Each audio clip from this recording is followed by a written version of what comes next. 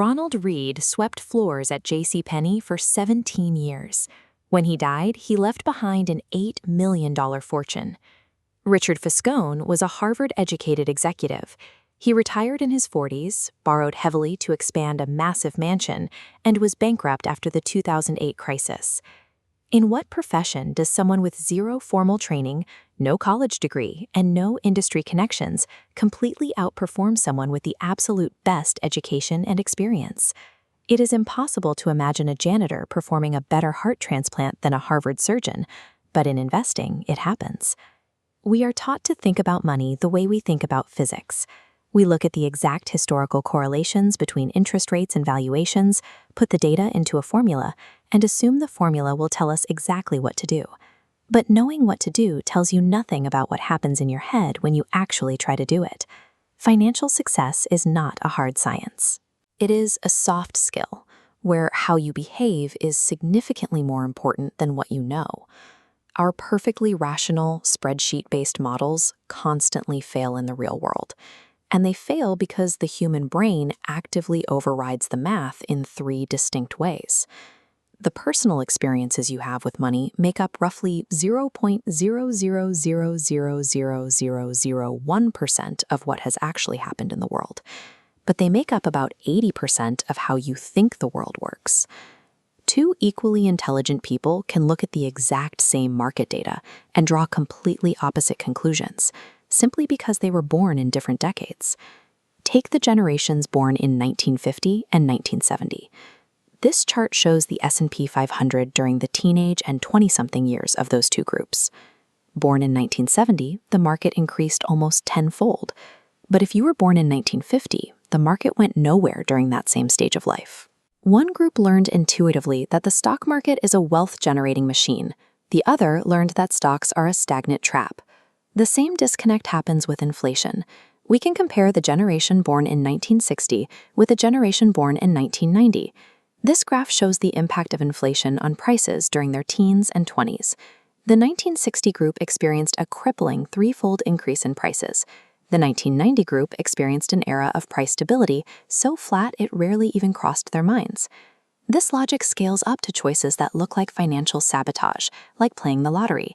The lowest income households spend 4 times more on tickets, often while lacking a basic emergency fund. Mathematically, it is a disastrous bet. But psychologically, for a group that feels a traditional path to wealth is blocked, they are buying a tangible dream.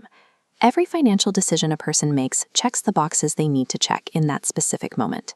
They tell themselves a story shaped by their own unique history. No one is actually crazy. The second way we break the math is by ignoring luck and risk. They are sibling forces, the reality that every outcome in life is guided by elements outside of your individual effort. In 1968, there were roughly 303 million high school-age students in the world. About 300 of them attended Lakeside School in Seattle, an institution that used rummage sale proceeds to lease a state-of-the-art computer. Bill Gates happened to be one of them. Gates was incredibly smart and worked endlessly, but his specific financial empire relied on a 1-in-a-million stroke of geographical luck. Gates himself admits, if there had been no Lakeside, there would have been no Microsoft.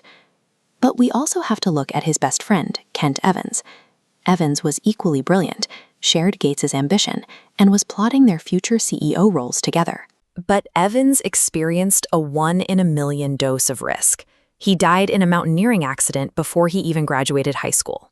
We constantly misinterpret these sibling forces, especially when looking at historical titans.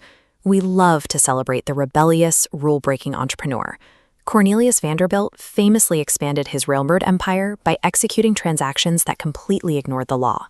He once told an advisor, "My God, John, you don't suppose you can run a railroad in accordance with the statutes of the state of New York, do you?" Because it worked, we praise him as a scrappy visionary who let nothing get in his way. But if the courts had successfully crushed his young company, those exact same actions would be cited as the reckless mistakes of an arrogant criminal. The line between bold and foolish is razor thin. It is impossible to cleanly separate luck from skill. As a result, we instinctively attribute other people's massive success entirely to their hard work, and blame their failures entirely on bad decisions, ignoring the invisible variables at play. The third variable that breaks our financial models is ego. Consider Rajat Gupta, who grew up orphaned in Kolkata and eventually became the CEO of McKinsey. By 2008, he had amassed a net worth of $100 million. Mathematically, he had permanently won the game. A standard 5% return on that wealth would generate almost $600 an hour, 24 hours a day, without him lifting a finger. But Gupta sat on the board of Goldman Sachs, surrounded by billionaires. In that specific room, his $100 million felt inadequate. Driven by the need to move up a wealth bracket, he leaked confidential Warren Buffett investment plans at the height of the 2008 financial crisis. He went to prison for insider trading, ruining his reputation for money he mathematically did not need. Math provides a highly specific number for when an account is full, but the human ego does not. If you lack a psychological sense of enough, you will inevitably destroy the smartest financial plans you build. Spreadsheets simply cannot model the gut-wrenching fear of a market crash, the pride of status among your peers, or the dumb luck of where and when you were born. And our modern financial struggles are amplified by the fact that the entire concept of saving for a dignified retirement is a historical infant. This chart shows the labor force participation rate for men over age 65. Prior to the 1940s, the expectation was simply that you worked until you died, with more than half of older men remaining in the workforce. It was only in the late 20th century that participation began dropping significantly as retirement became a cultural expectation. The 401k didn't exist until 1978. The Roth IRA was born in 1998. The very backbone of modern wealth building is barely a single generation old. It should surprise no one that we make irrational choices with our money.